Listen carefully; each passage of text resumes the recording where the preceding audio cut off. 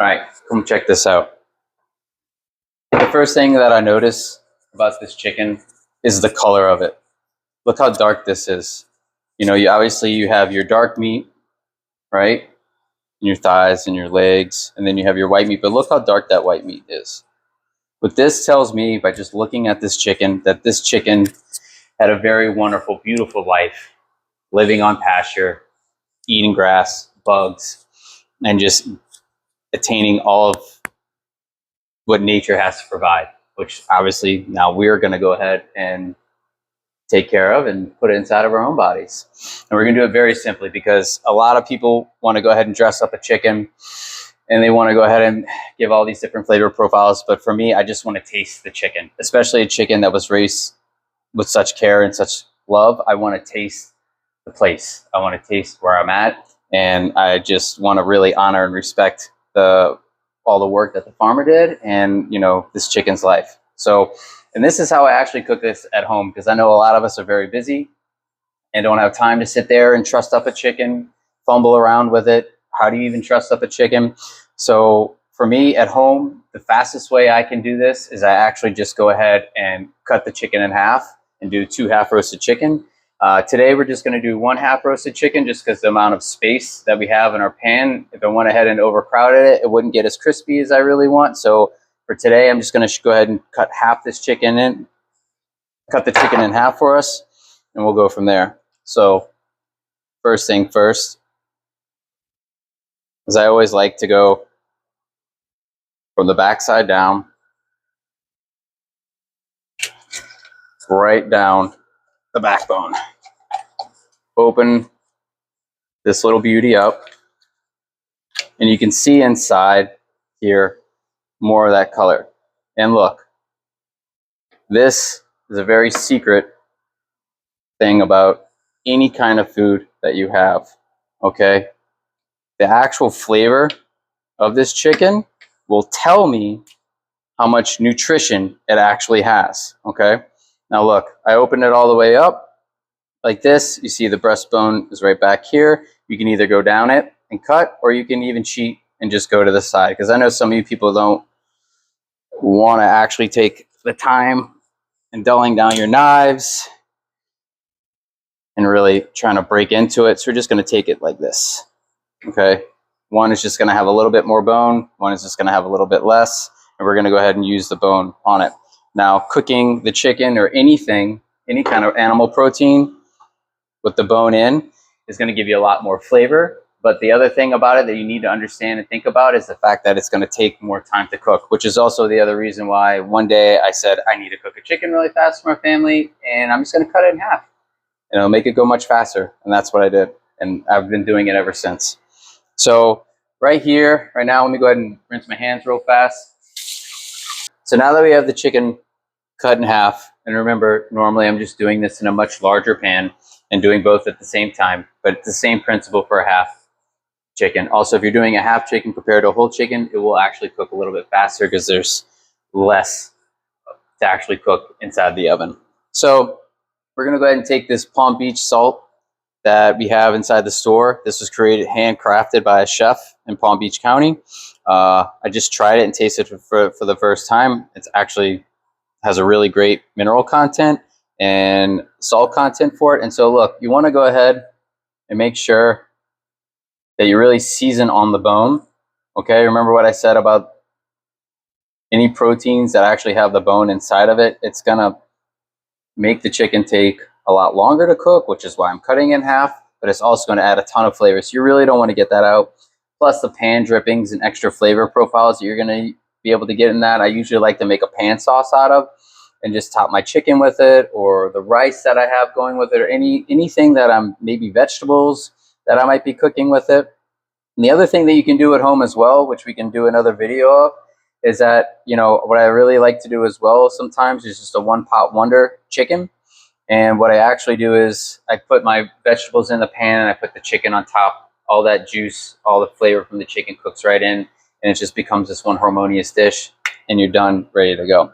But now that I have this all seasoned on the outside, I'm gonna turn my pan on, let it get it hot. It is pretty hot already because I already had it on before, but you want to go ahead and get it nice and hot, not smoking hot, but you want to get about a medium heat going on as well. That's seasoned, ready to rock and roll. We're going to use some cooking tallow that we have as well. You can use coconut oil, which is really good as well. I wouldn't use extra virgin olive oil. It has a lower smoking point and it's going to burn. It's not going to taste really good. And it's just not the best.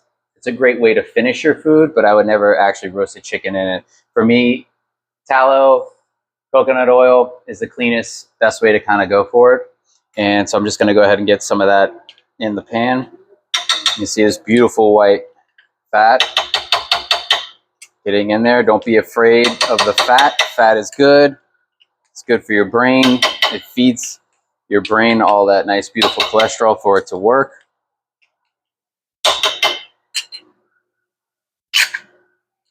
There. We're going to go ahead and let that melt out real quick.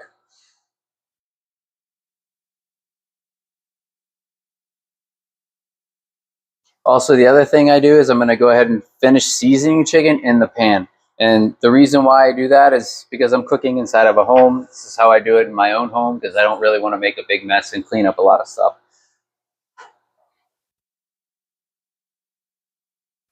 So as you can see, the fat melts pretty fast. We're going to make sure the pan is nicely coated. Kick it up a bit. I can go ahead and use my hand, my built-in thermometer, right? And tell me how hot it is. Also, I can start to see if there's any smoke coming off. I don't want it to be smoky, but I want it hot. I want to hear a nice sizzle. If you don't hear a sizzle when you go in the pan, your pan is too cold. If you hear a ripping hot sizzle and you see smoke coming, your pan's too hot. It's just like Goldilocks and Three Bears. You want it just right. Okay? So I can still see some fat that's not liquefied yet. We're almost there. Make sure everything is nice. Okay, so this is what we're going to do. Remember, this side is already seasoned, ready to roll. I see some smoke coming off my pan. Now this is a cold bird, so it's going to drop the temperature of the pan, so it's okay right now. You hear that sizzle? Now we're cooking.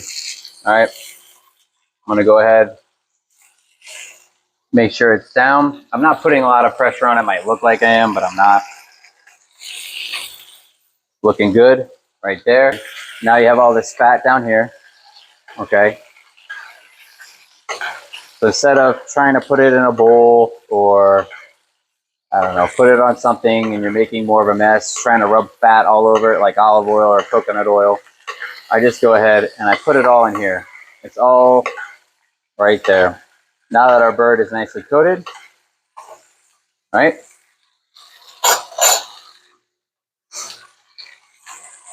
I can take the rest of my salt, all right? Don't be afraid of your salt whatsoever. It's a nice natural salt. Black peppercorn in there. All right, just make sure you kind of get it everywhere you want. And that's going to go ahead and form a nice crust because the fat is on there. You hear the sizzle. I like to let it cook like this for about a couple of minutes. Not too hot, not too slow, just right, okay? And what I do is I use my ear to see how hot it's really going to go. Because if it's going too fast, I'm just going to turn it down. You can see the smoke going. Tell me we're getting a good, nice heat. You turn it around, kind of take a look at it all. And really what you want it is this back bone right here is going to heat up. So right now the bone is heating up, which is actually going to help the bird cook a lot faster and lock in that moisture as well.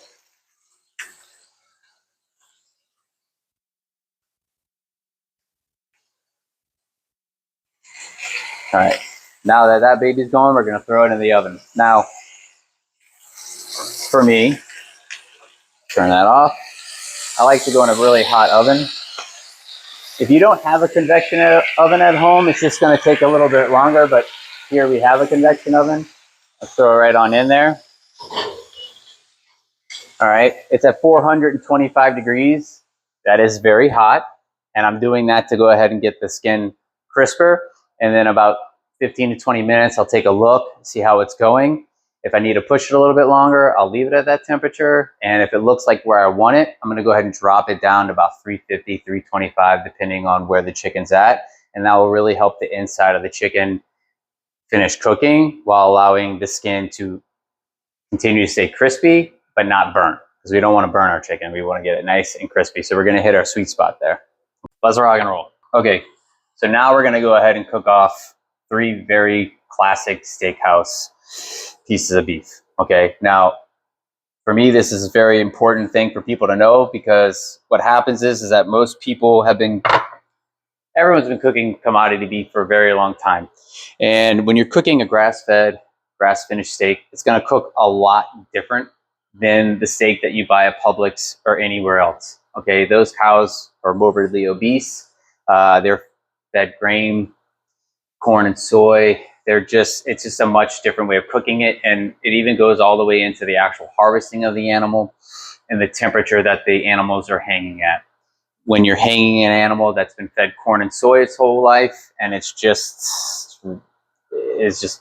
trying to be as pleasant as I can about it, but it's just morbidly obese, the temperature doesn't have to be as low as the temperature for a grass-fed cow. And so what happens is that you have these cows that are grass-fed, grass-finished, hanging next to cows that are finished on corn or eating corn their whole life, and the body doesn't go into rigor mortis. So you really need to take your extra focus and care, and it doesn't take long to really figure this out, but this cut of meat is going to cook a lot faster than the one that has been fed corn its entire life. Now, that is not to say that, most steakhouses, I used to run a steakhouse a long time ago, and I used to have all the big packing houses come over and talk to me about their beef, and it was fed this corn diet, and it has this much marbleization and all this other stuff. And yes, fat is flavor. Fat is flavor 1,000,000%. But there's a big difference in the fat content. This fat content here is a well-balanced omega-3 and omega-6. Okay? When you have a cow that has been eating corn its entire life, it's going to go ahead and have a much higher level omega-6s. And when you think about the fact that our diets are completely messed up because our chicken, our turkey, our beef, our pigs are all fed these grain diets, our omega-6s are entirely too high, which is why a lot of us have these metabolic issues, why we're all very sick and diseased. You got to think about what the actual corn and soy is being grown on. It's grown on dead soil, sprayed with pesticides and a ton of chemical fertilizers, which is no bueno, which is just not good, because what's happening is that these animals are eating it, they're putting it into their bodies, and then you're eating it as well. What this cow has eaten nothing but grass its entire life. The beautiful thing about this is that these cows are holistically managed, meaning that they're eating fresh grass every single day. They're moved to fresh pasture every single day. Myself and everybody at the farm has actually been to White Oaks Pastures. This is where the beef comes from.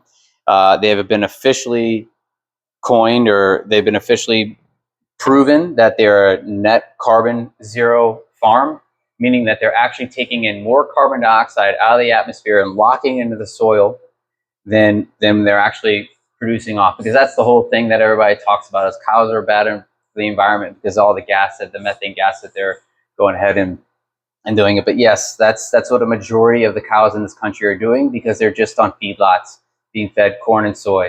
And it's a very broken system when you think about it. You have one guy growing 5,000, 7,000, 10,000 acres of corn and soy, and then you have a couple thousand acre farm of these poor cows just sitting there on their own dirt and feces, right?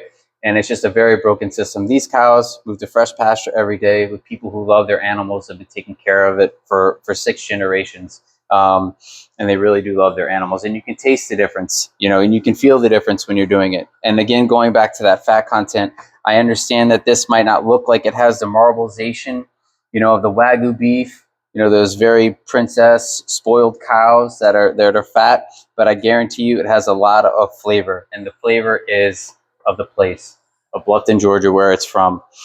Those cows are taking, the nutrient density within the soil. That's all the teeming beautiful life, the soil organic matter that's in there, the carbon. Those cows are coming in, they're clipping off all the grass.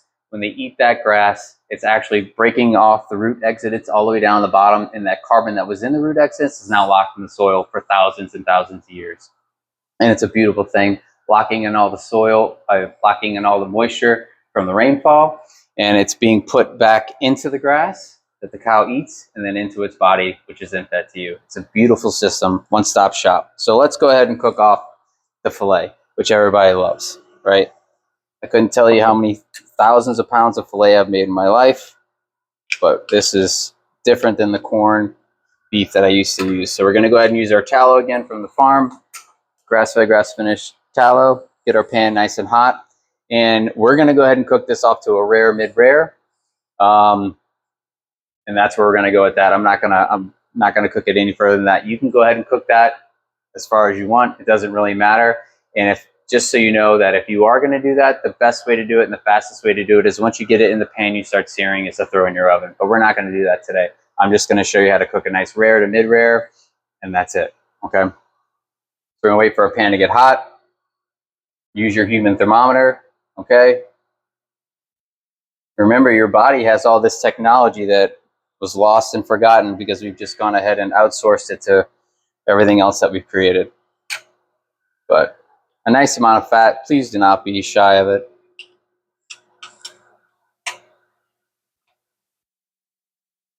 Get that baby in there.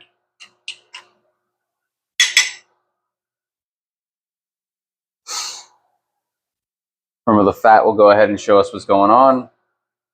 Tell us what's up. So we're waiting for that to get hot. I'm just going to go ahead and season the filet. Remember, the softest cut of meat right here. You can go ahead and take your time and truss it up, which just means a fancy way of saying taking butcher's twine and make it a perfect shape. But, you know, most home cooks don't have the time, nor do they really want to sit there and deal with it. So I'm just going to go ahead and cook this baby off. You can see the nice eye of it, nice and round, okay? And that's the side that we're going to cook it on, just like that. So once again, do not be afraid of your salt. So this is a mixture of salt and pepper. At the store and the farm, we do have just salt as well. At home, I actually like to just cook my steaks with salt and then I finish them with pepper. You know, for me, I really like to taste the flavor of the beef, and then when you just freshly grate your pepper on top of it, it just lets it kind of sing. But when you're cooking the pepper, searing it on your steak, it really takes over the flavor profile of the beef, and I really do just want to taste that place. Like, because when I do eat any burger or any steak or anything I get from White Oaks Pastures, it just reminds me of the morning that I spent when the cows were going out on fresh pasture. I just smell it. It just brings me back there. It's just a very close spiritual connection that you have with the food, and it just changes everything. You know, the actual mindfulness and consciousness of being connected to the beef and the food that you're getting, and the people that are, you know, raising these beautiful animals really just changes everything for you. All right, so it looks like we have our oil almost there. I see a little bit of smoke coming off. Not too hot, not too cold, but for this steak, we're actually going to go ahead and let her rip. I got this baby on high. Human thermometer. All right. And here we go.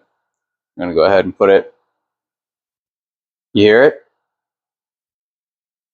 I'm going to let it nice sear on it. And we're going to leave it alone.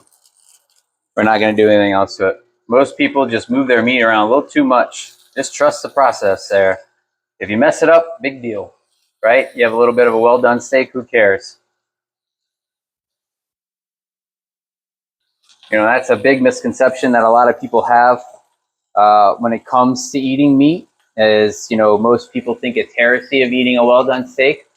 You know, when I was running a steakhouse, you know, people would order a petite filet and they would want it butterflied and extra, extra well done. And, you know, it used to make me really angry because that is what I was taught by other chefs, is that it's disrespecting the meat, you're overcooking it, and it dries it out. And yes, it does dry out the piece of meat, and you're going to need some kind of butter or sauce or something for it. But you know, one thing that most people don't think about when it comes to cooking is that, you know, we are the cooking animal or the cooking ape, and you know, over hundreds of thousands of years by eating meat and its fat, and you know, through evolution we've become humans and such.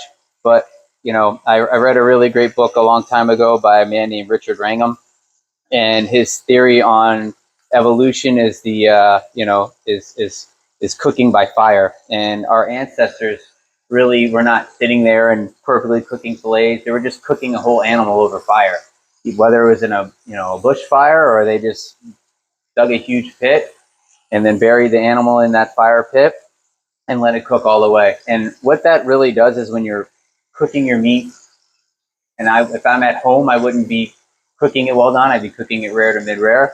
But you know, when you're cooking your food all the way through, what it does is it actually allows your body a lot of time to rest. Okay, you don't have to sit there and really break down all your food. And you can go ahead and do this experiment on yourself. Cook the same piece of meat rare and eat it, and see how fast your energy plummets. Take that next piece of meat, cook it to a nice well done, mid well to well done, and watch how much more energy you actually have. You know, when I was working in restaurants and stuff, people would always make fun of me. All the cooks would make fun of me when I would ask them to make me a well done burger and say, "Chef, I don't understand why you want to eat a well done burger." Well, it's because I want to have energy. I'm still getting all the protein. I'm still getting the fat content in it, and I'm a lot less tired.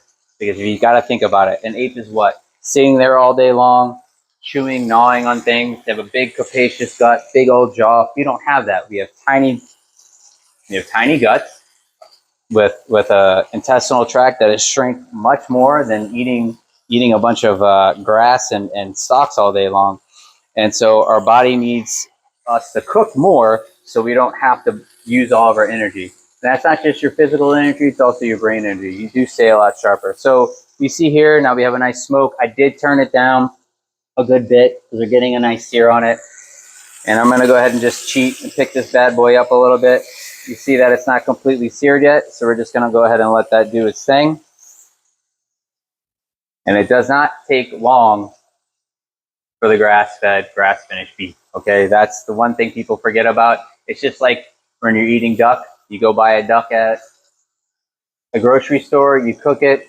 It does take time to cook it, but if you go ahead and you're hunting, especially for you hunters out there, you realize that piece of meat's going to cook a lot faster. Why? Why? Because it's not an obese animal, it's a healthy animal.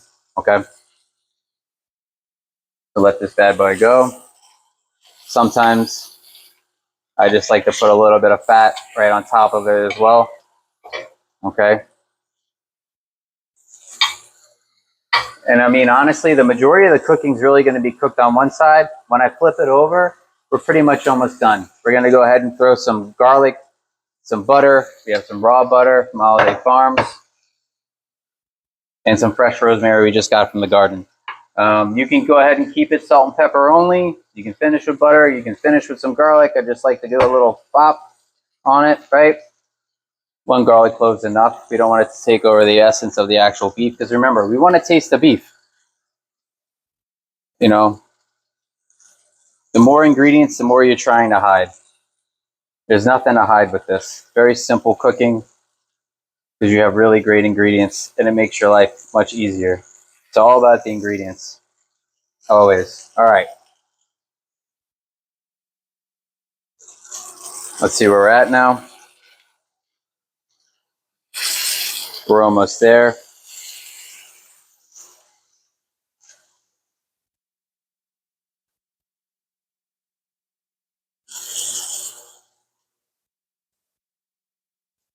Now look, here's the other thing. If you put your steak in a pan when it's not hot enough, like I did, it wasn't hot as I wanted it, because I've never really cooked in these pans before, so I didn't know where I was going with it. When you turn it over and you start basting in that butter, it will give you the caramelization that you're looking for. Because right now you're having a Maillard reaction where all the amino acids and the proteins inside of it are caramelizing, right? Taking those natural sugars in and giving you that nice crust as well. Let's see where we're at now. We're getting that nice crust on that side, that Maillard reaction. And we're gonna let it rip now. All right, I'll put my garlic in there. Let the oil get out. I'll put the rosemary in there. I'm gonna give it a little bit more fat, which is not a bad thing because the fat's just going right into that meat.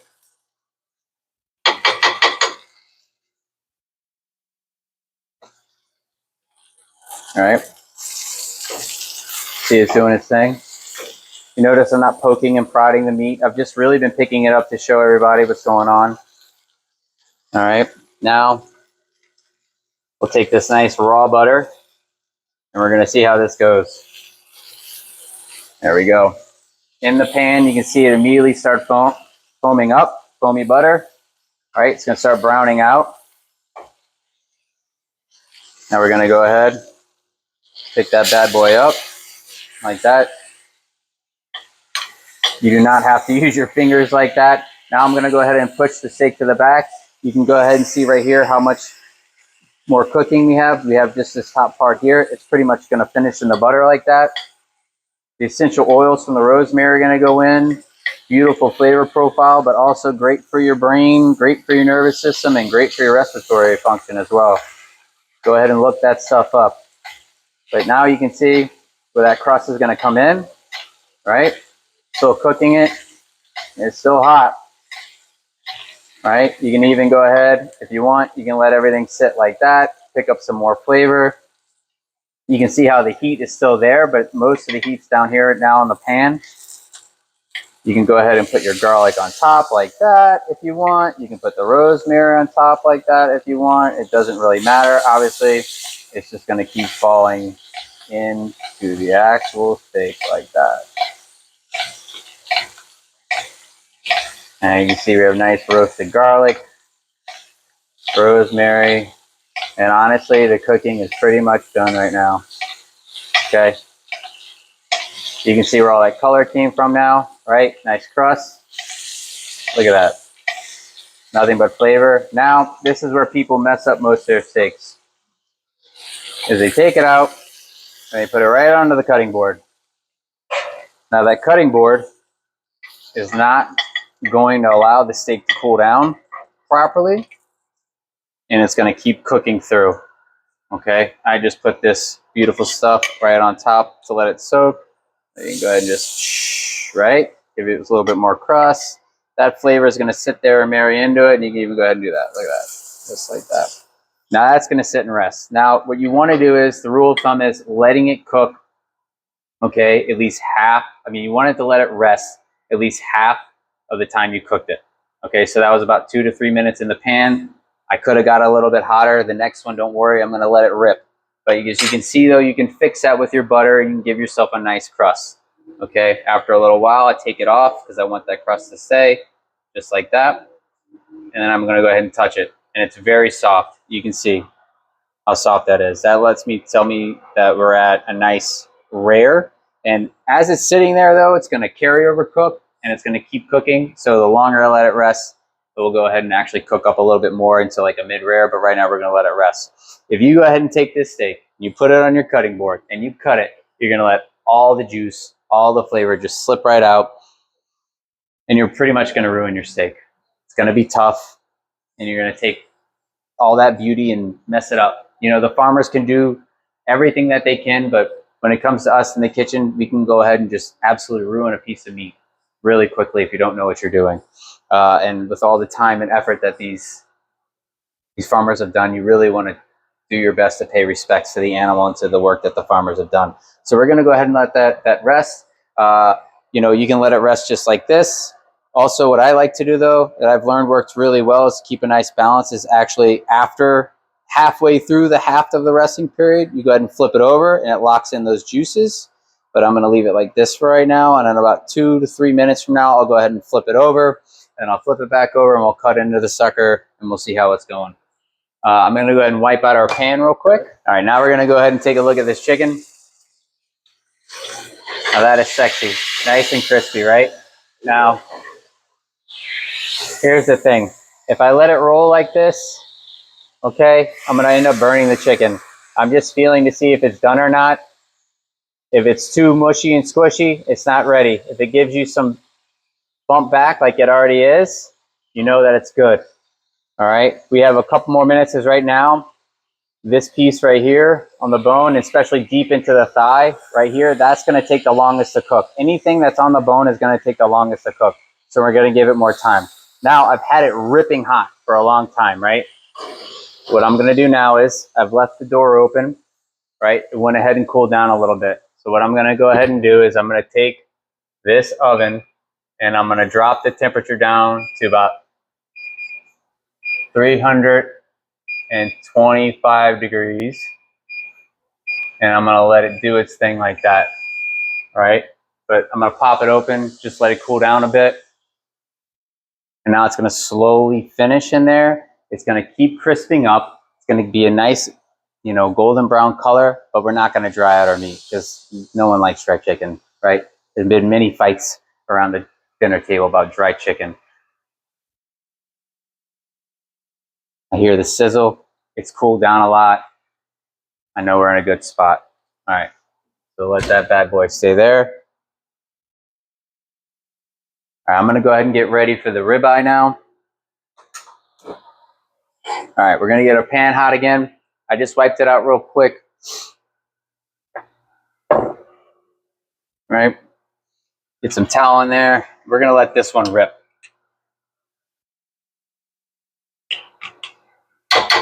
Obviously, the ribeye is going to have a lot more fat content going on in there than the filet. It's my personal favorite cut. I do love the New York strip though too, but I just love fat. So the ribeye is my cut of choice. We're going to let that baby go. Get some salt going. Remember, do not be afraid whatsoever. Okay. Everything the body needs is right here. The cow does everything that you need for your body. Takes all those carbohydrates, sugars, takes all the amino acids, it takes all the protein content, the 9 essential amino acids that our body cannot produce, and the cow does it for us. It's a beautiful, magical, spiritual thing.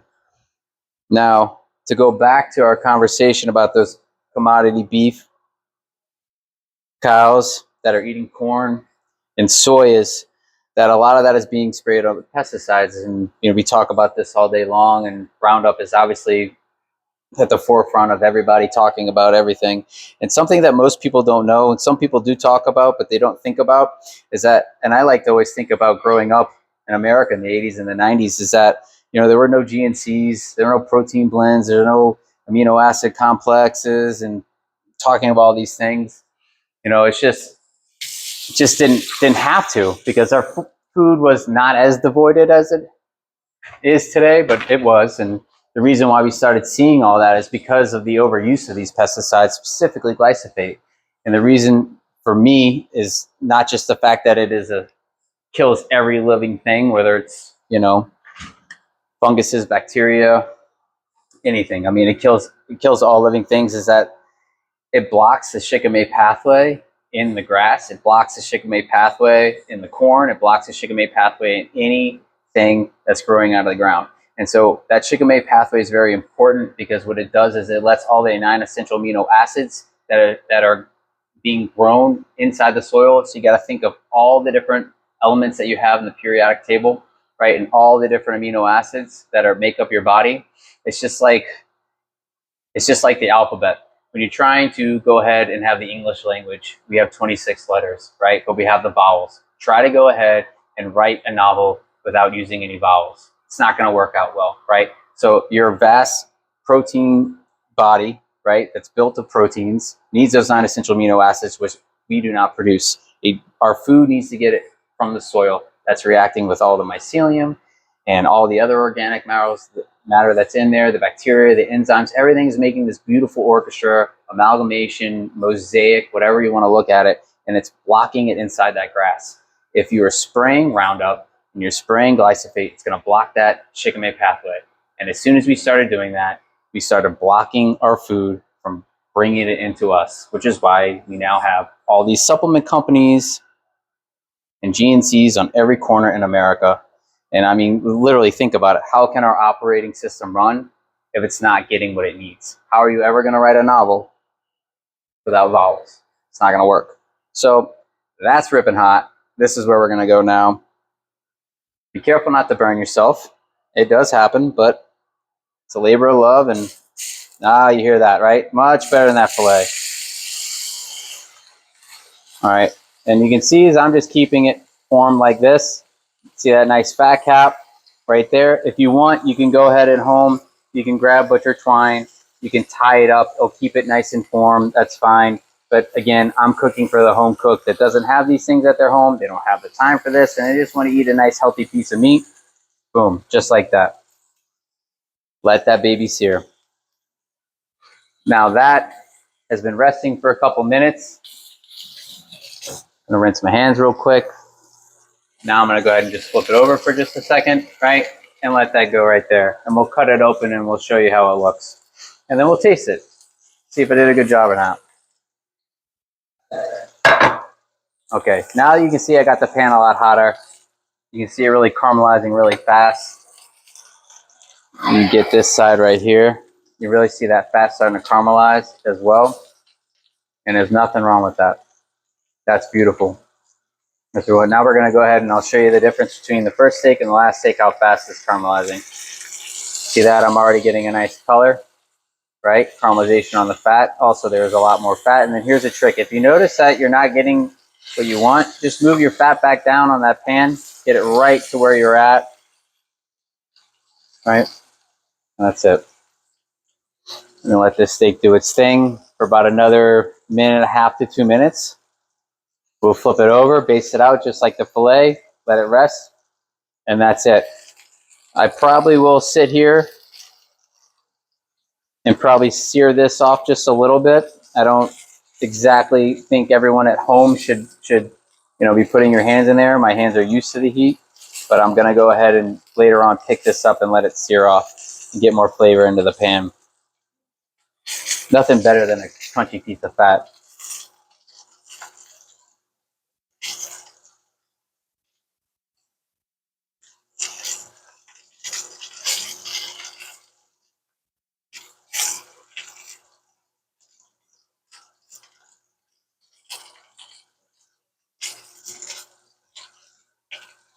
All right, we're going to go ahead. Look at that.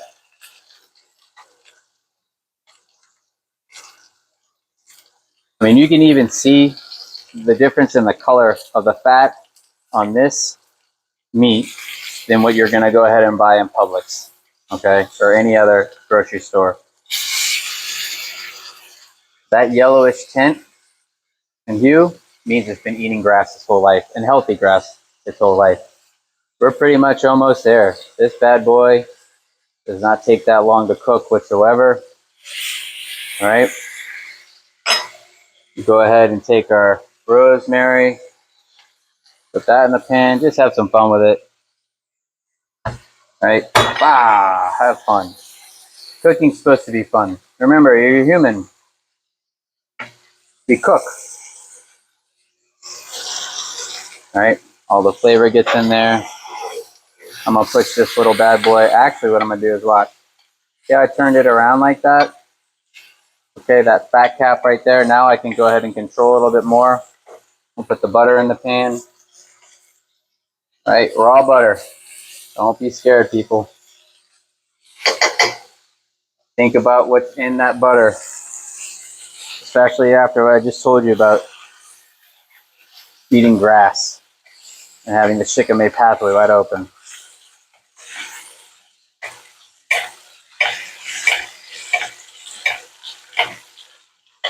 All right, you put that garlic in there. Let that toast up.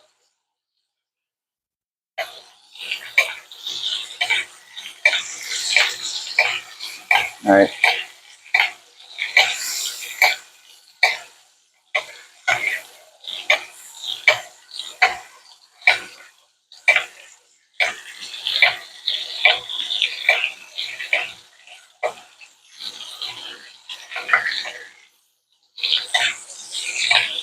Jeb's coming out. Gotta be careful though. I keep lifting my pan higher. I'm trying to take the direct heat off of it.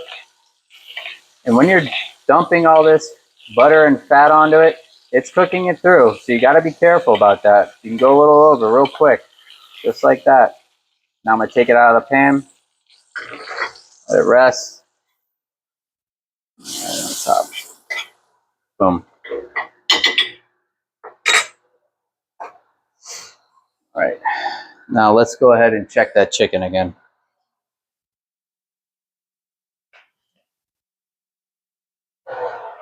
Woo. Looking good. Looking good. Let's drop it on there. All right. Remember, carryover cook. It's going to keep cooking. We don't want to dry it out. Honestly, we're looking good. I would say about 5 more minutes in this bad boy, and we're ready to go. Okay? We'll leave that back in. About 5 more minutes, and that's it. Let's go ahead and cut open this filet and see how we did. All right.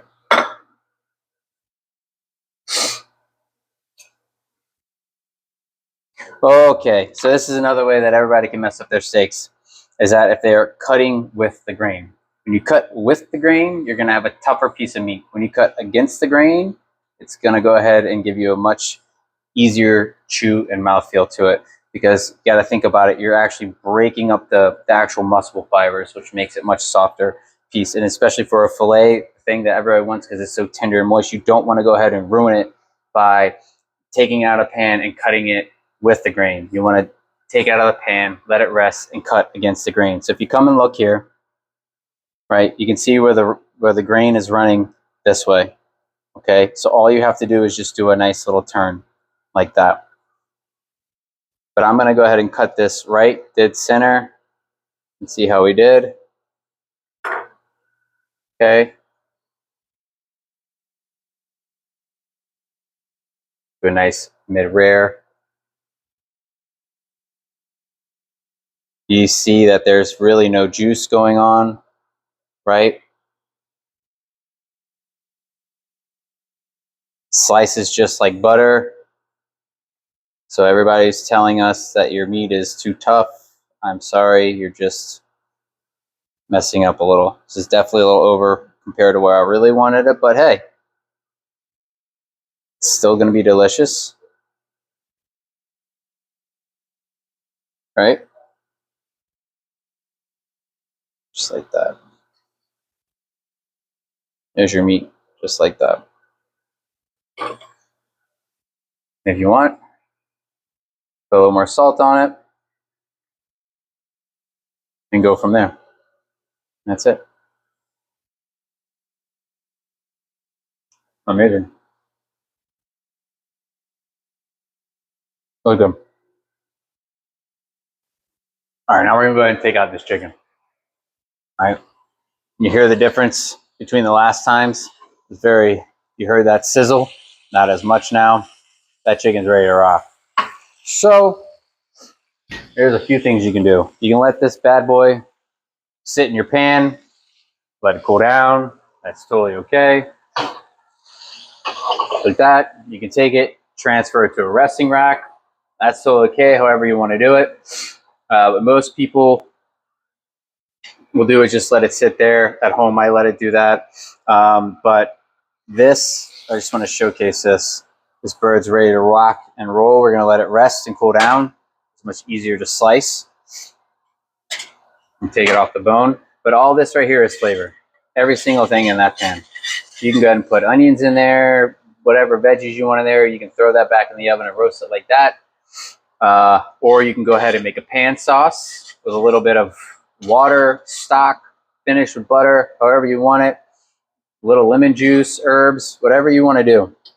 And there's one more thing that you could also do if you really want to, is if you really want to go ahead and get yourself some more flavor in your chicken, and say you have herbs at your home. It's always great to have thyme and rosemary. We don't have thyme today, but we do have rosemary. And so I'm gonna let that baby get hot. And we're really going to crust up this chicken skin right here. Don't be afraid. All right.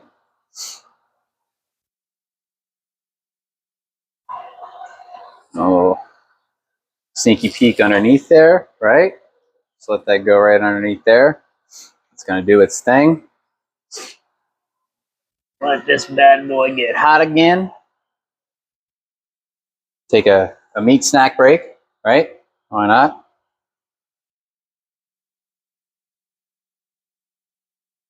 All right. Let's do it.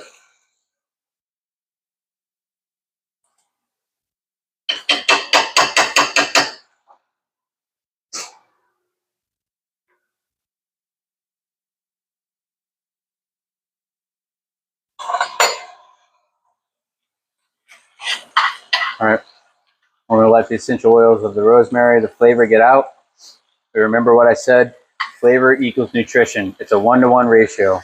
The more flavor your food has, the more nutrition. And that's also another reason why I really don't like to cook with much else than just the very simple ingredients.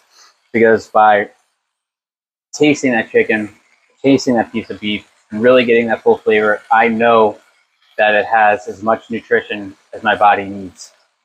You know, I want to feel satiated after I eat. I don't want to feel hungry after I eat. And that's the problem with most of us, is that we're never satiated, right? We never reach that point where we feel full.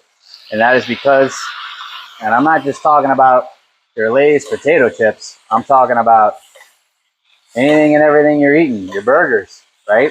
Whatever.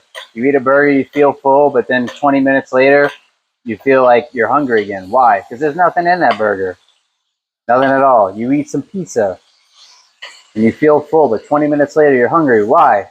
Because all the nutrition's been taken out of that grain. You're just eating dead food. When your food is full of flavor and full of nutrition, your body gets what it needs to stay at homeostasis, and you don't have to sit there and overeat. So just like the steaks, just a very simple basting out. I'm getting my rosemary in there. Remember, I hid some pieces underneath just to kind of go from underneath there, but this is just crisping up the skin even more. The beautiful GBD, which means golden brown delicious in the restaurant industry. And we're just going to go ahead and we're going to hit right where the bones are at connecting. That will just go ahead and make sure that you have everything cooked all the way through. But what else this does is not just crisp up the skin and add some nice light rosemary flavor profiles to it. It actually goes ahead and drops in some more moisture content as well. And who doesn't like delicious, foamy brown butter flavor profile going over there? But you can see the skin tickling up right there.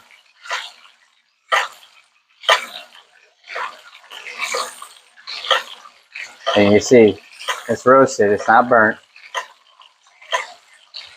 And notice I'm dropping it right on that bone right there, making sure it's cooked all the way through.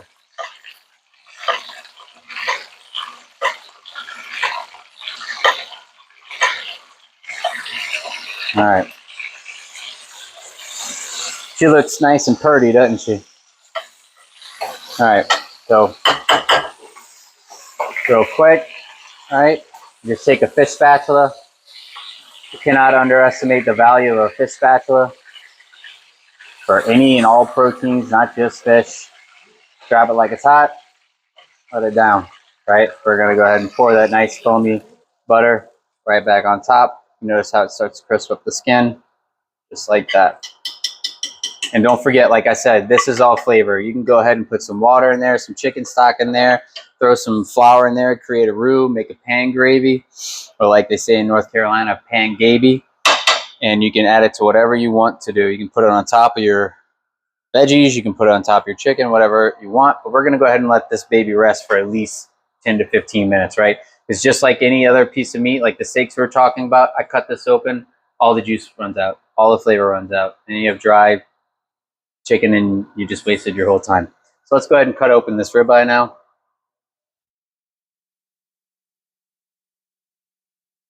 See where we're at. Right, cut against the grains. Some people like to cut this piece off. because it's really just all fat. Now, when you see this here, here's a hot tip here, right? See all this fat? I don't really like fat. You sure about that? Your brain does, your body does, but you know what you can do is you can take this off while the rest of your steak's actually resting. Turn your pan back on. See that piece right there? That's not so crispy, right? There you go. So instead of you having to hold the whole steak, which is going to flip-flop and you're probably going to burn your hands, while the rest of your steak is cooking, you can go ahead and crisp up the rest of this. And I guarantee you, you're going to really be thankful you did that. All right, let's go ahead and get into this bad boy, right? You see that the lines are running this way. We can just go ahead and start cutting right into that bad boy like that. Yeah, you see the difference.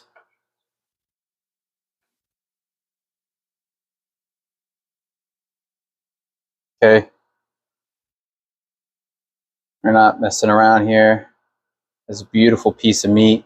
Like I said before, you can really see that yellow-orange hinge to it, right? And that is all flavor. That is all nutrition that has been packed into the soil of White Oaks Pastures over the last 30 years in their land management. All that flavor, all that nutrition is now going right into my body.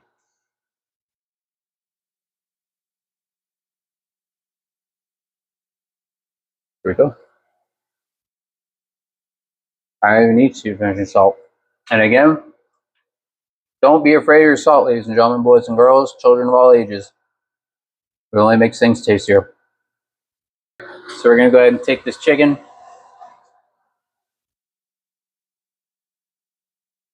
It's been resting about 10 minutes or so.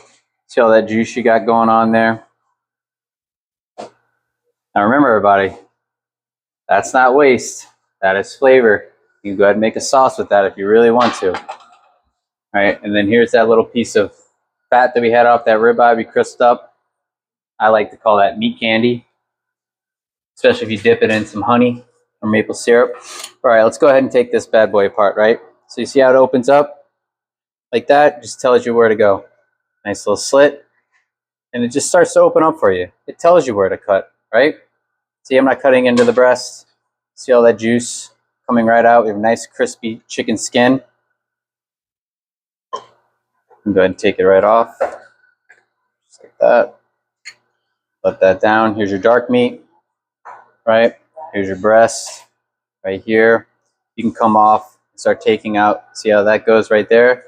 And start popping that baby off if you want to. All right. Sometimes I just like to pop it off like that and eat it right away. Put that in there. Now you can feel right here. This is where the meat is at the bone. You see how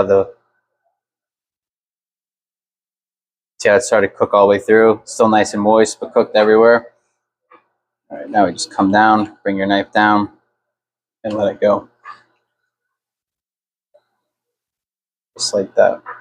So when you have pieces like this, right, that are still on the bone, what I like to do is I actually like to just take my finger, and one is pop it in as a quick snack when nobody's looking at home, and you can feed yourself, right, because the cook's always the last person.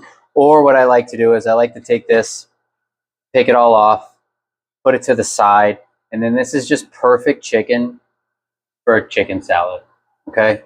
It's just absolutely perfect. Or what you can do is you can take this chicken, you can chop it up, you can shred it, you can flavor it with other things, and you can turn it into any kind of filling for a chicken burrito, a chicken taco, anything you want like that. Go ahead and put some barbecue sauce on it and make a pulled chicken barbecue sandwich. There's so many things that you can do. It's pretty much just your imagination that's going to limit you in the deliciousness of your food. Now, the other thing you can do is, besides just using a knife, you can also take all this off with your fingers as well, but just follow the bone and it will show you where to go. I'm going to go ahead and use my hands here, pop this bone out like that. Remember, that's all good for chicken salad, everybody. Take a little bit of that cartilage off right there. Pop off the bone. And if you really want to get all your bang for your buck, out of this chicken that you just half roasted. You can even take all the drippings that I just showed you, and you can also take these bones as well, and you can go ahead. I'm having a little trouble here. Right, you can take all these bones off, and you can put that in a pot with water and make yourself a pretty nice little chicken stock for any of your cooking that you want to do as well. So that is all done, nice and cleaned up. The chicken skin is there. Now we can just cut right into the chicken.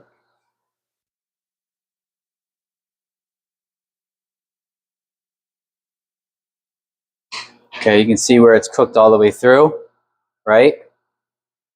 It's still nice and moist. All right, this is the actual color of the chicken. You can see the tenders hanging down there. And like I said, you can use this for anything you want. Just slices like butter.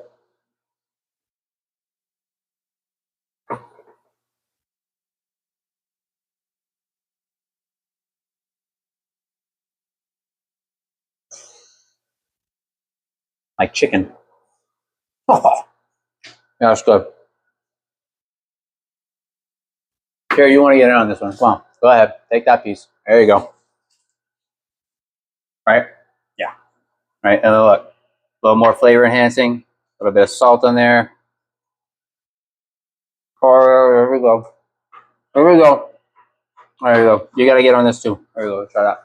There you go. Now watch it pop in your mouth. So get a ripping hot pan again. You take our tallow, right, from our store.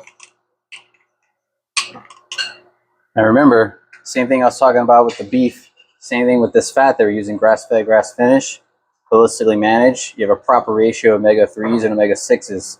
And what that's going to do is not just feed your body and your brain, but what that's actually going to do, the fact that you have a balanced ratio of omega-3s and omega-6s, that's going to go ahead and start cutting down the inflammation in your body. And I promise you, when you start eating this beef and you cut out all the garbage that you've been eating, right, and you start eating a balanced diet of birds and pork and beef that have balanced ratios of omega-3s and omega-6s, your joints are going to start feeling better. Right? Your brain's going to start running properly, and you're not going to feel as sluggish and as tired.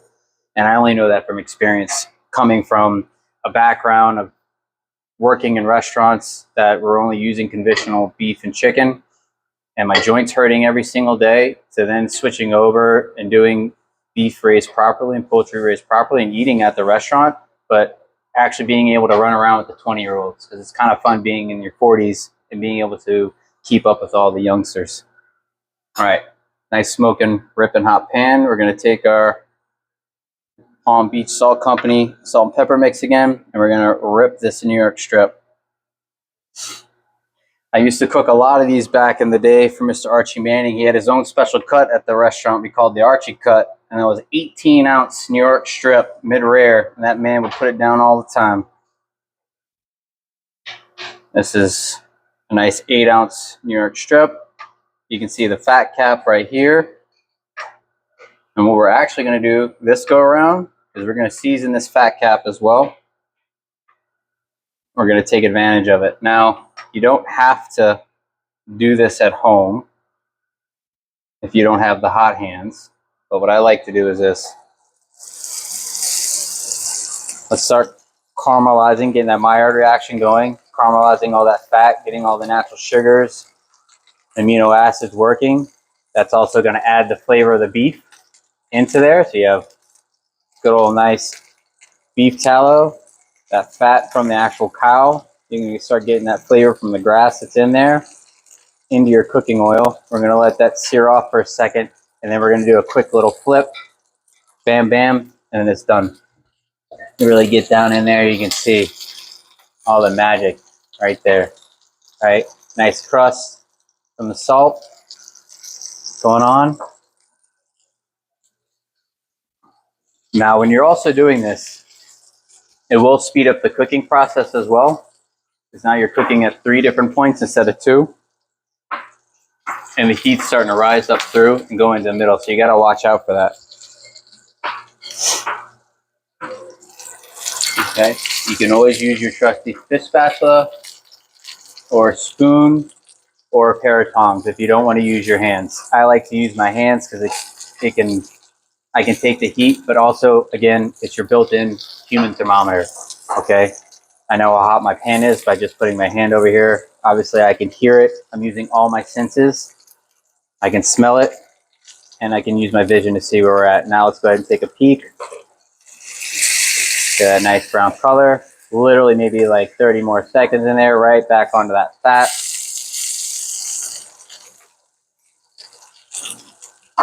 And you notice my hand's on it, but I'm not pushing it down. I'm not abusing the meat.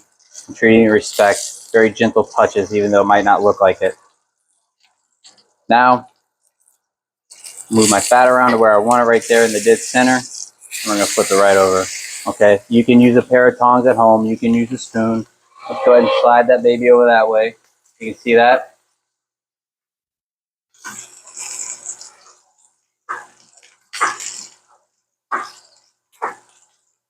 Now remember what I was also saying. This grass-fed, grass-finished beef might not be the same marbleization of an obese American cow, but all that fat is actually locked in there intramuscular. And you can see that actually now we have more fat in the pan than we did when we started because that fat is seeping out. So it's there, you just can't see it. It's really ingrained in the grain there. You can already see it's starting to caramelize there. Again, don't be afraid of it being too hot. Don't burn it, but there's different levels of burn. You can see we're starting to get that caramelization. Let it sit back down there. And remember, if you don't get the crust you want in the very beginning, you can always go ahead and finish it out with the butter, and I'll give it nice and crunchy crust for you.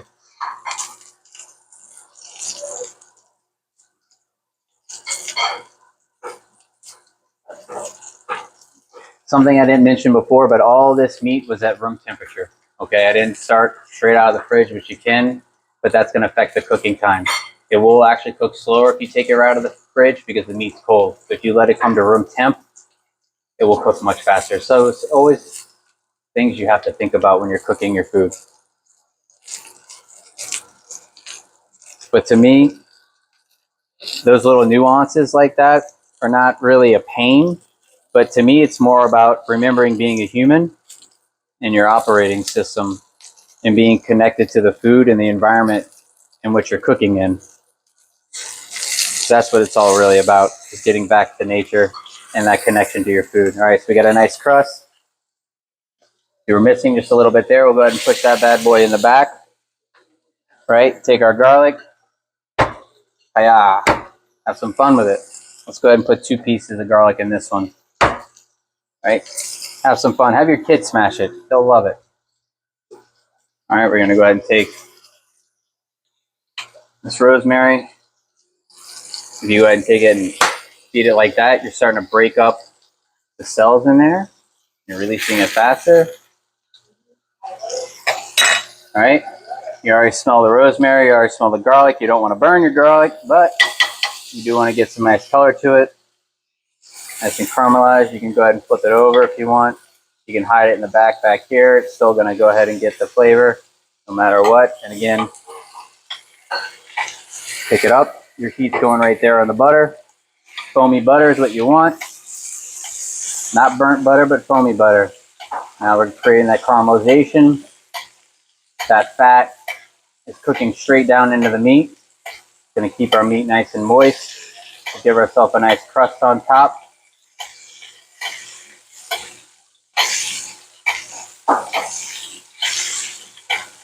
The garlic in the back is still getting the butter, still becoming caramelized.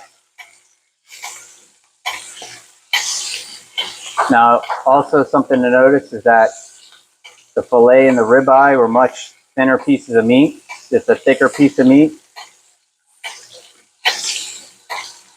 so it won't cook as fast as the other two. But you can really see that coming out.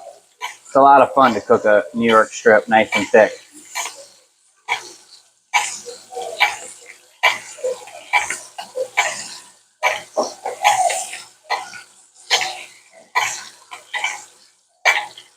right? You can poke with your spoon, you can poke with your hand, however you want. Little finger, all right, it's ready to go. There we go. Again, and on top, let all that flavor lock into there. And here's something else. You can go ahead and take this once it's cooled down, pop it in your mouth and eat it.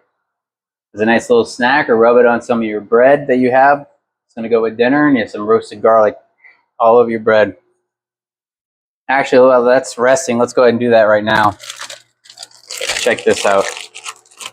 So you're cooking at home and you're hungry. Everybody else is off doing their own thing. Just like the chicken, you can sneak a little piece when no one's looking. I like to do the same thing with the bread and all the drippings. So this piece right here, my beginning cut, right? Nice long strokes here with our sourdough organic bread from the store that our good friend Barry makes for us, right? I like to do this when no one's looking at home.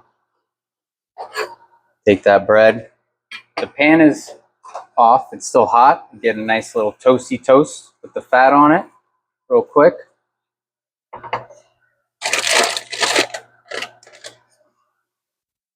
Right? It's a little flavor. I'm picking up all that flavor. I'm going to take that garlic just like that. I can rub it on there. Now it's a little toasty flavor, fresh garlic. It's been roasted. Oh, let's not forget our salt, huh? There we go.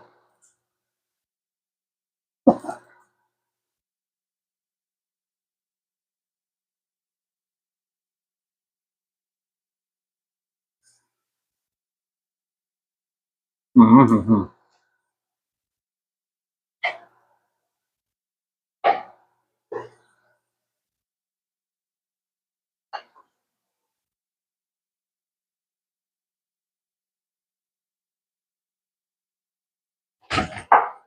Didn't want to swallow Lucy. Here's the other thing you can do. Pro tip, right? Right in there. That's all flavor, baby. Just like that. Nothing wrong with that. None at all.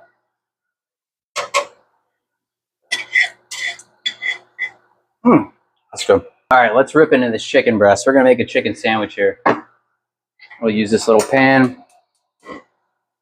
Now, I've chosen some thinner cut pieces of chicken breast. You can go ahead and pound them out if you want. Make them thinner. The thinner they are, the faster they'll cook. The thicker they are, obviously, it will take a little bit longer. But we're just going to go ahead and take some breasts that we have, and we're going to go ahead and use this hibiscus lime salt. Please make sure if you're using a new salt that you taste it first to know where you're going with that. All right, here we go. So I'm going to use a hibiscus lime from Palm Beach Salt Company. Give us some nice fruity notes, right? I am not going to put any pepper on this one. I don't think it needs it. I think the hibiscus and the lime will sing right through. And then we're going to go ahead and create a sandwich of some sorts out of that. We'll figure out what we're going to do. All right. Now, like I said before, you can go ahead and use tallow. You can use coconut oil, whatever you like. That's probably all I really need in there. So you can go ahead and do this at a nice high heat and throw it in your oven and let it cook all the way through, or you can do it at a nice medium heat, get the crust on it, and just let all the magic go in the pan. And because this is pretty thin, I'm not going to go ahead and throw this in the oven. You're going to see the fat melting out. Starting to see some smoke. Human thermometer. Also, I've never cooked with this hibiscus salt, so I'm going to play it safe here.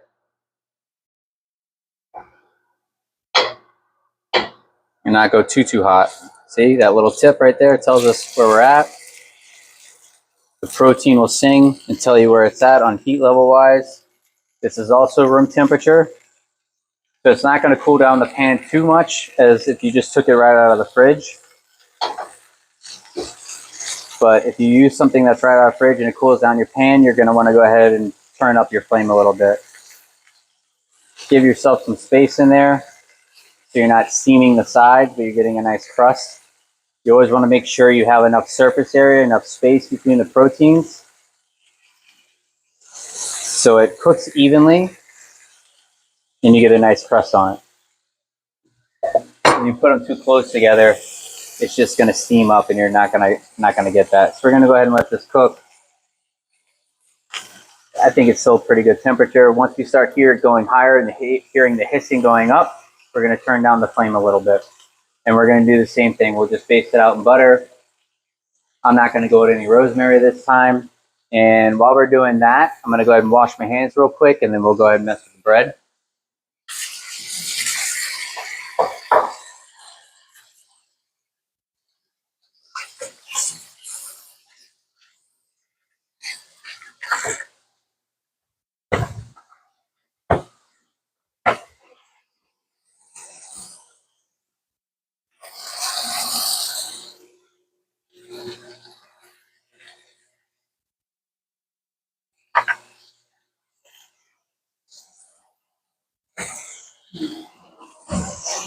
All right. We have some fat in here, which is great. I'm going to add a little bit more, and I'll show you why.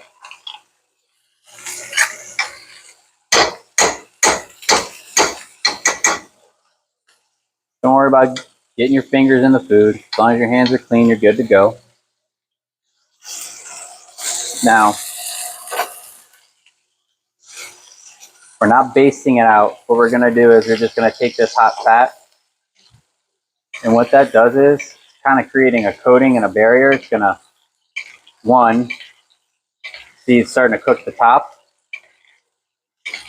but it's also going to lock in all the moisture into the breast because the fact that there's no bone in it and there's no skin on it, it's much easier to go ahead and turn this into a dry piece of chicken breast than a nice juicy piece of chicken breast. So no one wants dry chicken. It's usually how you get your food thrown back at you.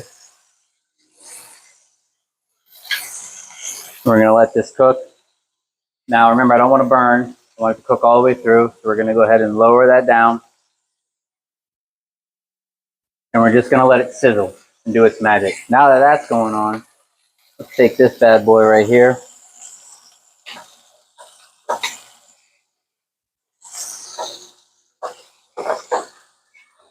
All right. Take the bread. And we're going to go ahead and get the bread going while the meat's cooking.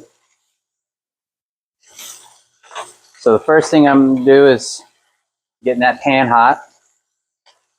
Get the bread cut.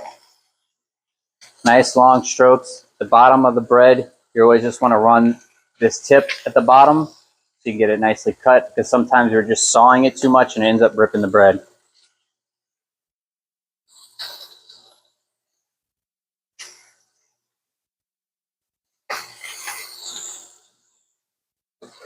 Now, the pan is not super hot,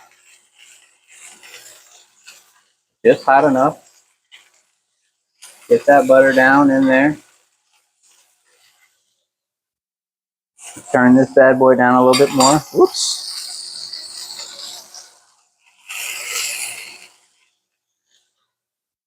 All right. Just use your bread as a tool, okay? Don't be scared. I'm gonna get that in there. I like to rub it around and I flip it over. Rub it around, flip it over. Just try to remember back to those days you used to watch your grandma cook. You don't have to be too fancy. You don't have to be perfect. Just make sure you're having fun and putting some love into your food.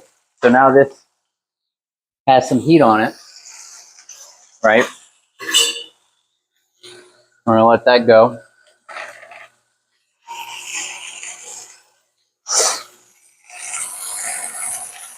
I'm gonna go ahead and throw it in the oven real quick.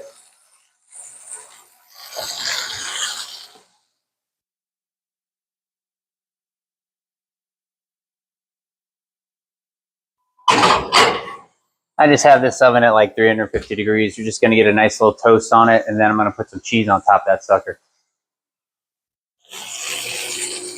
Now you can see from here, this is starting to cook up. We want to make sure that it's cooked all the way through. We're not going for a rare chicken or mid-rare chicken. We're going to go for well done, okay? Clean off my cutting board of the crumbs real quick. And now what do we want to do with this chicken sandwich? Let's do some fresh mango and some hot honey. We'll go for a little Florida vibe, right?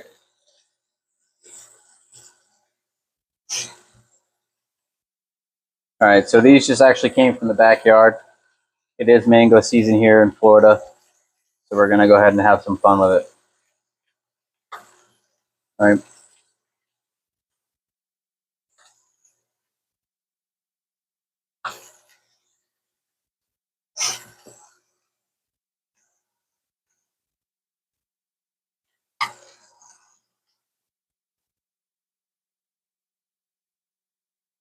Nice fresh mango.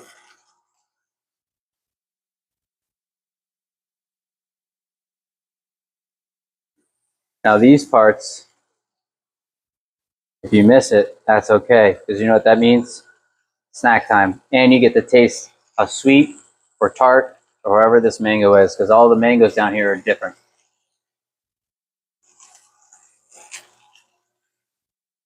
But it's nice and sweet. It definitely has a nice amount of acidity, which we're going to want as well to brighten everything up. We don't want to make it overly sweet because we're already using the honey, but between the fermented garlic, the chilies, and the mango, we're going to have a nice balance of umami is what we're going on here with the nice salt and the fat content from the beef tallow. And we're going to go ahead and we're creating just layers of flavor here. And even that hibiscus and lime is going to go ahead and make everything be bright and sing. Just like that. Remember what I said, that's snack time. Don't let your daughter or your kids or your wife see you eating and they're not eating, because then they're going to take all your fun away. All right, let's take a peek under the hood. Nice color. Flip it over. All right, how we did on this one. That one's okay too. We're just going to let that baby sit like that. This time we're not going to do any rosemary, nothing like that. We're just going to let it sit. Now I'm going to do a nice little poke. It's giving me a lot of bounce, so I know it's not cooked all the way in. And you can go ahead and use a thermometer to see if everything's cooked or not. But the way that we do it in the restaurant industry is by hand, by feel. So I know that this is rare, mid-rare, medium, mid-well, and well done. And when you do this and you feel your protein, you can tell where your food is at. And then just go ahead and practice. And you can see how loosey-goosey the rare is. And you can go ahead and you keep feeling as you're moving up your muscle right here, right?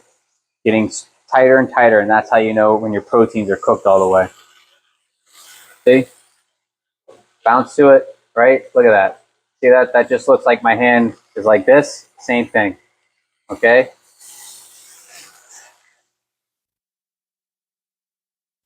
We're not going for precision cooking. We're just going for fun and flavor here and happiness.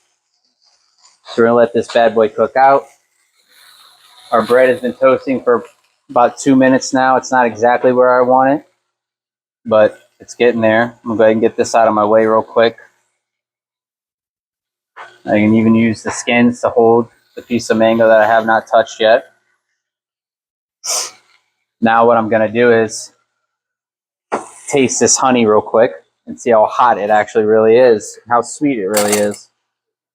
So our hot pepper, garlic, and honey right here from Amber, right? Our award-winning beekeeper, the best honey in the state of Florida. We have jalapenos, cherry, Thai chilies, serranos, habaneros, right? And fermented garlic. This baby's gonna pack a punch in your mouth. Now, not just pack a flavor in your mouth, but this is straight medicine right here. All the capsaicin and heat from the honey is really good for your blood flow, right? So you're going to get a little extra oxygen going. Your brain's probably going to feel it. You're all the way down into your fascia. It's going to open up. And then the fermented garlic is nice amount of allicin. It's a great antibacterial, great antiviral. It just cleans everything up. Great food for your gut.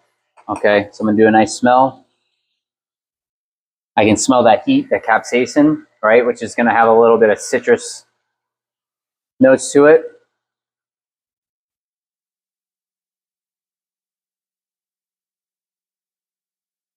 And right from the beginning, I get the heat right at the back, right at the tip of my tongue. It's extremely well balanced. I definitely have the fermented gar, a little funk going on there, but the good funk. And it's just kind of singing on my tongue. It's not too hot, honestly. I was expecting this to blow my mouth up, but it's not at all. This is going to be really good with the mango. And if you really don't know and you want to find out before you do this, just take a little piece of that mango that you had before.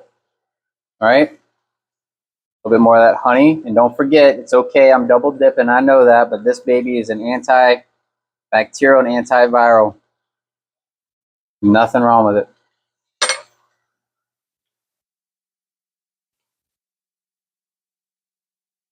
Perfect. That's the perfect amount of heat and sweetness to it.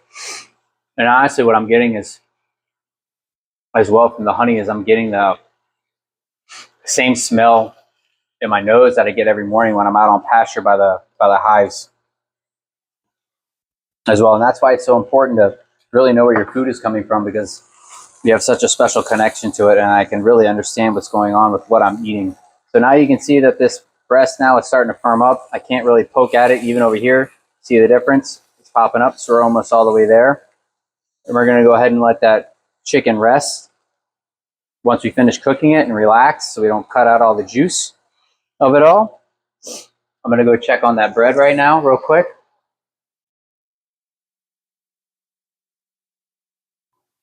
There we go.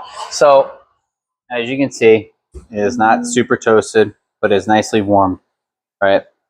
It's my little hack that I like to do. I flip it over because that's hot, okay?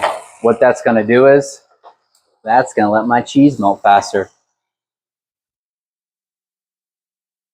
So this is just an A2 grass-fed, grass-finish, certified regenerative organic cheese from Origin Creamery. It's an A2 protein, so digestible for our guts, right? It's not a really long aged cheese. They probably age this for like a week or two, if that. And so it's just a nice fresh cheese. It's a simple jack, just to complement everything. And I'm gonna go ahead, get myself some nice little strips in there. It's great for a grilled cheese.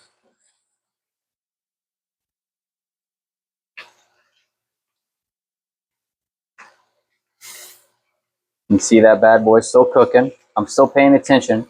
Even though I'm cutting the cheese, I'm paying attention because I can hear it with my ears.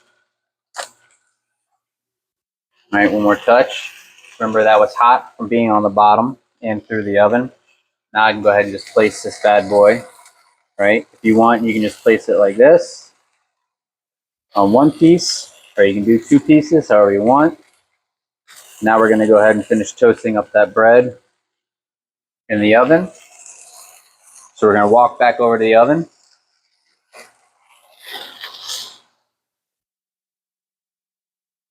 Right? Nice and hot. We want our bread to have a nice crispness to it, so you can really get the flavor profile of all the grains, right? That heat's gonna go ahead and make all that delicious flour pop in our mouths. But also, it's gonna still be nice and soft, so it's not like tearing your mouth apart when you're eating it. So I went ahead and just took off the heat completely. This pan is hot. You can see it's smoking, and I'm just gonna let the chicken finish like that. It's pretty much all the way there. So I'm just gonna let it finish like that, kind of forget about it for a second. If you want, you can put some butter in the pan. You don't have to do that. I'm just gonna leave it like this and let the star of the show, the chicken, sing for itself. So while that's doing that, I'll go ahead and just slice up some mango.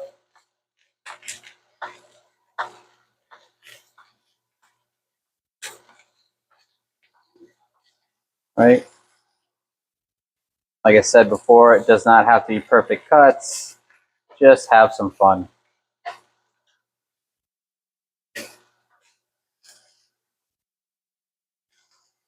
Probably more than enough. I like messy sandwiches. I like it to overflow and fall out. I guess that's coming from my background of eating po' boys in New Orleans as a kid. But to me, a messy sandwich is a good sandwich. Nothing wrong with using some napkins and licking your fingers when you're eating a sandwich. Just more flavor. Right? Probably more than we need. These bad boys are ready to go. I'm going to go ahead and bring the resting rack over. Again.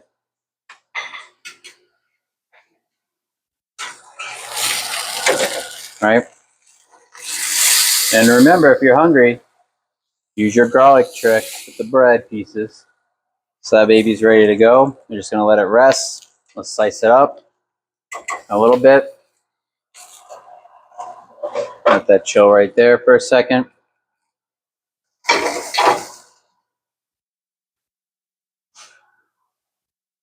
Let it rest.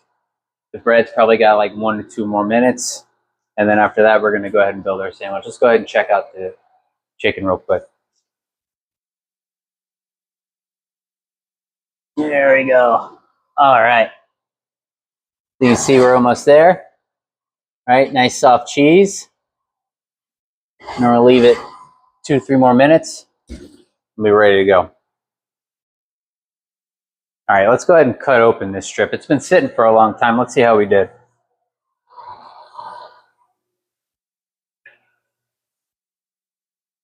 All right. Remember what I said about the grains? The grains are all going this way right now, so we're actually going to have to turn it like that. So when I do that, I like to cut in the center, right? And then you can go from here.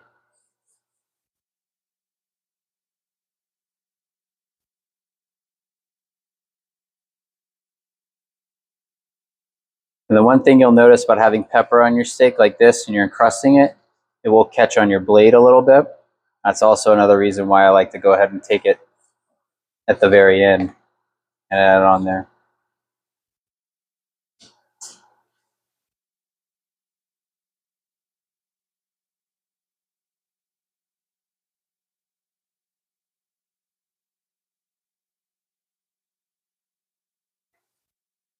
Just like that. Rock and roll.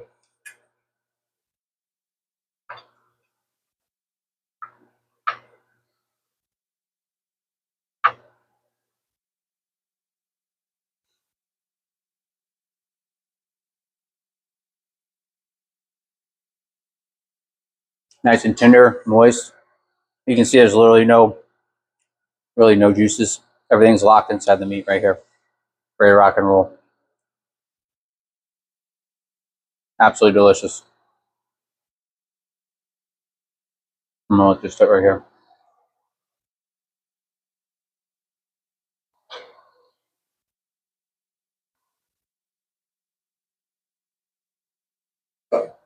Okay.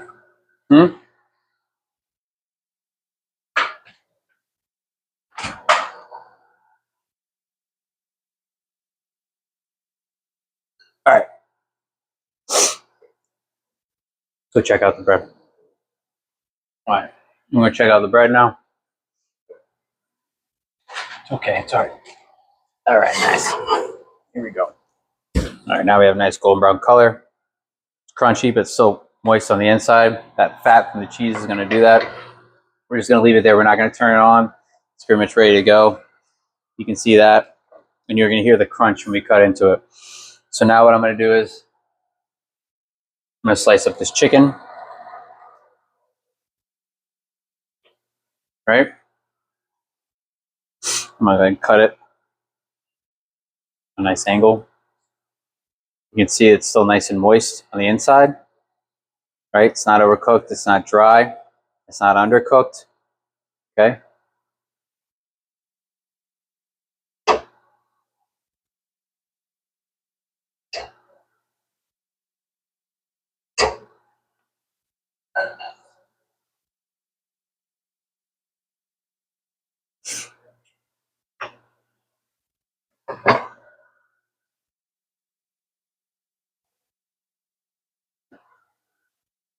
Now, most people are going to want to go ahead and do a mayonnaise or an aioli or something, and that would work just great.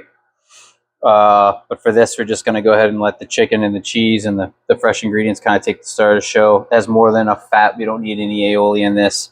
The cheese is going to provide all that. You can see the moisture there on it, right? Just like that. Now what we're going to do is we'll take this hot honey.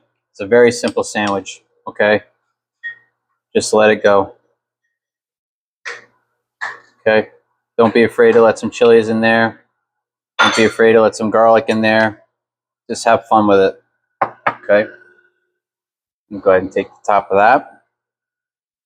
Oops, forgot the other important part, the mango, right? And just go ahead, just throw it on there. You can make it look really pretty. It's all going to taste the same when you put the lid on it and cut it open, okay? A messy sandwich is a delicious sandwich. Don't be afraid of it. Just grab an extra towel or some napkins, okay? And this is a nice balanced sandwich. Creamy richness from the cheese, heat from the chilies, little funk from the fermented garlic. You got your probiotics going on in there, good for the gut. Sourdough bread, nice little push on it. See all that juice coming out? And then you want to take, so on this, you're actually not going to want to take a bread knife because you're going to go ahead and pull everything back. So for me, the best thing is just to go right in the middle and go down, give it a 180, right? And yes, it's still on the cutting board and the juice is all on there.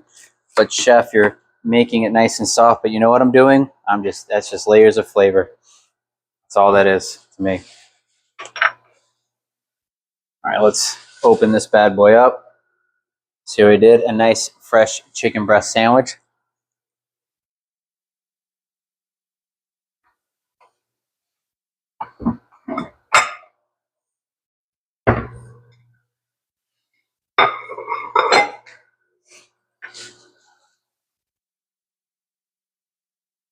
Just like that.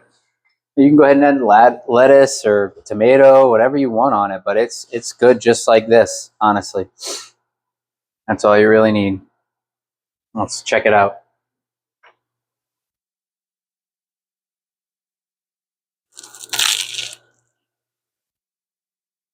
How far?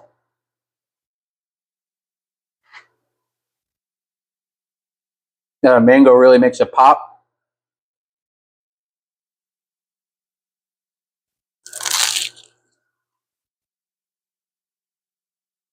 I had to take 2 bites. It's that good.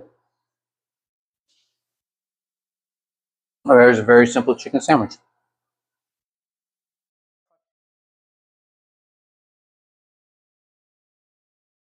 All right, let's go ahead. Now we're gonna make a toast. Okay, not your classic avocado toast, but we're gonna make something very seasonal, straight from the farm. We're gonna use our raw butter. Bam! There we go, right in there. Get a little sizzle, just like the sandwich we're making. That butter melted out.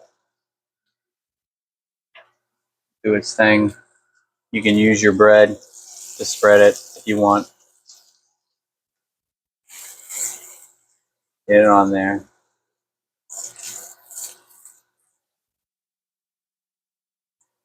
Now it's nicely coated. You have more there. Now we're gonna go ahead and let this toast up real quick. Throw that in.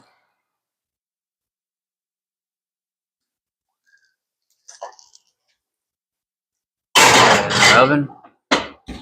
Get toasted. We're gonna go ahead and pull our next cast iron, and we're gonna let this baby get hot. While that's getting hot, we'll go ahead and just get our egg kind of cooking as well. I'm gonna drop a nice farm egg or two on it. So for the egg, I'm actually gonna use a mixture of butter. Don't be afraid to mix your fats. Butter and cooking tallow. Even some coconut oil works as well. We'll let that heat up. This pan right here we're going to use for our peaches. Peaches are in season. We just actually picked our first peaches off our new peach tree at the farm, and they were Really excellent for a first go around. We're going to go ahead and cut these babies just like that. But we want it to get super hot, so we're going to wait a second for that. We're going to do these for fun because it's going to be delicious as its own little snack as well.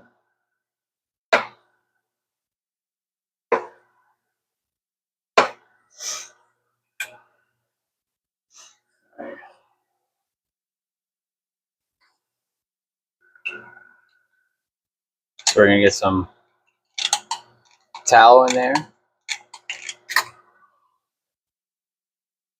All right. And we're going to put a little butter in here too. The butter will help caramelize the peaches faster, the fat solids inside the butter, so that way we don't have mushy peaches, but we have a nice firm texture on the peach with some nice brown caramelization, really bring out those sugars. You can see they mix pretty well together, the two fats. And then we're going to go ahead and grab our farm eggs from the farm real quick. This one and that one sounds good to me. Nice and hot. All right.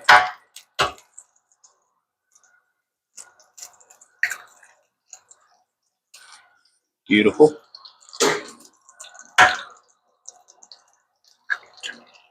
There we go. Look at that color. You can see the difference in the egg yolk, right? All from the same flock, but each chicken is eating a different thing because it has time to select and choose what it wants. And maybe one of these chickens had a bigger grasshopper than the other, or it got something else that just turned the pigment a little bit different. But it doesn't really matter the color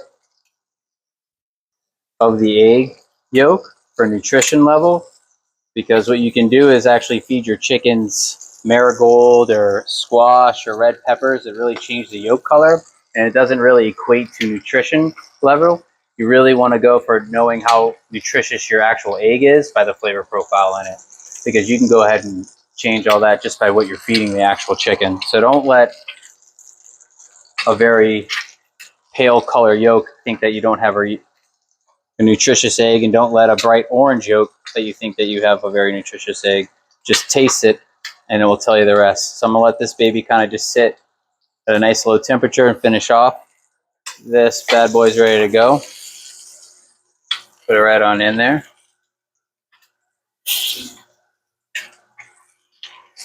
Remember, we're trying to keep it firm to keep the texture of it. We don't want mushy peaches on this because we're just gonna make a nice refreshing toast. Like that. Now the eggs will go ahead and finish. And then here's a little tip, because sometimes the bottom of your egg is cooked too hard and it's not always cooked on the top. So what you can do is just do a nice little slit like this. It's called a sheared egg, and that actually helps it cook all the way through without having a hard bottom. Now we have a nice runny yolk, and that will help that finish out like that. I turn it off and forget about it for a second. These peaches are basically doing its thing in the fat. You can see how it's starting to brown right there.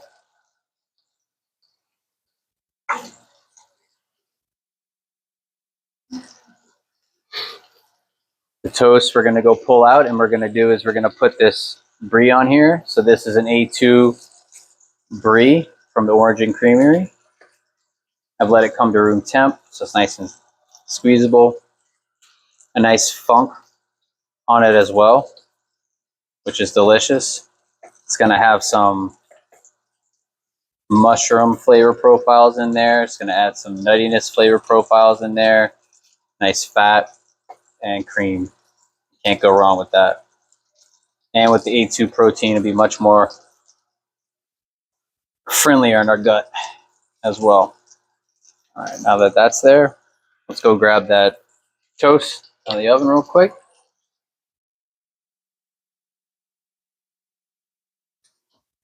There we go. All right. We're just going to go ahead and switch that over. Those boys are doing what they need to do. This is back on. I flipped over the toast because now this is hot. This is starting to go ahead and get crunchy on there. This is how you cheat at making a grilled cheese really fast. Right? Put your brie on there. It'll start to melt out. We're not going to go back in the oven because we do want to keep the integrity of the cheese as well. I'm a cheese nut, so I'm going to go ahead and use more cheese because it's just a delicious, beautiful thing. You can see now that our eggs are pretty much ready to go, perfectly cooked. The cheese is actually going to continue to melt out on us. Those peaches look good. Let's take a peek under the hood there, right? Little caramelization going. We don't want it to be too soft, and we do want the peach flavor to come out as well, so we don't want to take it too far. See, that piece right there looks great. I'll go ahead and give you a show like that. Turn that back one on for a second. Nope. All right. Yeah, that's fine. That's all we need out of this. Just treat it with respect, and they'll do the rest for you. That's it. Now, some of this you can use as a snack. Some of it you can use on your toast. Kind of up to you.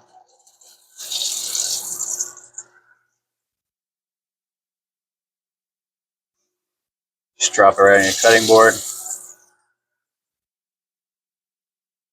Turn this off. Now, if you want, go ahead and use your butter spoon. You can kind of just push it down like that. Make sure I'm not burning the bread. Still looking good like that. It's all off. I'll push it around, spread it out. Just like that. Now that piece is for me because all this nice white flavor is all the funk, and I love funky cheese. Okay. Now we'll go ahead and put this on our cutting board. It's a very quick and fast treat. Please, thank you. Woo! Okay. Now we'll go ahead and we'll just cut our peaches. You can see that it's still firm. Got some nice color. You can go ahead and stack them, make them look really pretty. You can just throw it all over the place, up to you. Just have fun with it. You can cut them thin, you can cut them thick. It's going to do an assortment. Just play around with your food and see how you like it. I'm just going to drop these bad boys wherever they fall. See, some are sideways, some are straightforward, some are thicker, some are thinner. It's all going to taste good. Give yourself some different textures for fun. Your mouth and your brain will appreciate it. Okay. Then after that, we're going to cut this sucker right here in half. Nice crunch on the outside, still soft. And now what we're going to do is we're going to use our roasted pecans and honey. We've already gone ahead and taken out all the work for you, so you don't have to toast all your own pecans. It's already all done. It's been marrying in this honey for a long time. All that toasty, nutty flavor is built into the wildflower. So you have many different flavor profiles going on. I'm going to drop that sucker wherever it falls right on top, just like this. Now you don't have to feel bad about your late night munchies when you're eating something like this. You can enjoy something very healthy and delicious and not feel bad about it late at night.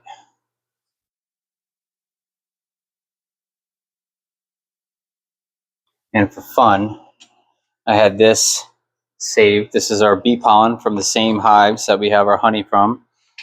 I'll just keep it in my fridge to keep it nice and fresh. You can see all the different colors going on from all the pollen that the bees have been getting around town. It's packed with vitamins, nutrients, all the chemicals and beautiful substances that are inside of it. But the best thing about this is that it has all the light energy from the area that we're living in. So it's going to code inside me to the environment in which I live in as well. It's going to give a nice little floral flavor profile and all the B vitamins and everything else that I'm kind of missing that nature will put right back into my body. And that's it. Voila.